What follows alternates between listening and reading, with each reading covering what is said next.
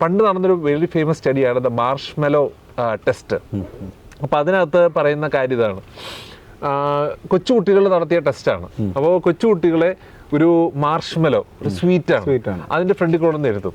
എന്നിട്ട് അവരോട് പറയുന്നത്, ഇത് ഒരു മാർഷ്മെലോ ആണ്, നീ അടുത്ത 5 മിനിറ്റ് ഈ മാർഷ്മെലോയുടെ മുമ്പിൽ ഇത് കഴിക്കാതെ ഇരുന്നാൽ നിനക്ക് ഒരു മാർഷ്മെലോ കൂടി കിട്ടും. അതാണ് ടെസ്റ്റ്. എന്നിട്ട് അവർ ആ കുട്ടികളെ സ്റ്റഡി ചെയ്തു. അപ്പം അതിനകത്ത് കുറേ കുട്ടികൾ 5 മിനിറ്റിനുള്ളിൽ തന്നെ ആ മാർഷ്മെലോ കഴിച്ചു.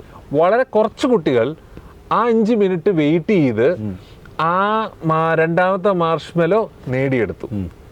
ഈ കുട്ടികളെ ഒരു 20 വർഷം കഴിഞ്ഞ് വീണ്ടും സ്റ്റഡി ചെയ്തു. അപ്പോൾ അതിൻ്റെ റിസൾട്ട് എന്ന് പറഞ്ഞാൽ ഈ രണ്ടാമത്തെ മാർഷ്മെലോ കിട്ടാൻ വേണ്ടി ഒരു സെൽഫ് ഡിസിപ്ലിനോട് കൂടി അവിടെ വെയിറ്റ് ചെയ്ത കുട്ടികളാണ് ബാക്കിയുള്ളവരെക്കാൾ പ്രൊഫഷണലി, ഫിനാൻഷ്യലി, അക്കാഡമിക്കലി ബെറ്റർ ആയിട്ട് ജീവിതത്തിൽ പെർഫോം ചെയ്യുന്നു എന്നുള്ളത്. അപ്പോൾ നമ്മൾ ഇൻഡൽജ് ചെയ്യുന്നതിനേക്കാൾ നമ്മൾ അതിൽ നിന്ന് വിട്ടു നിൽക്കാനുള്ള ആ ഒരു കഴിവാണ്. It's A pain, it's A legitimate pain.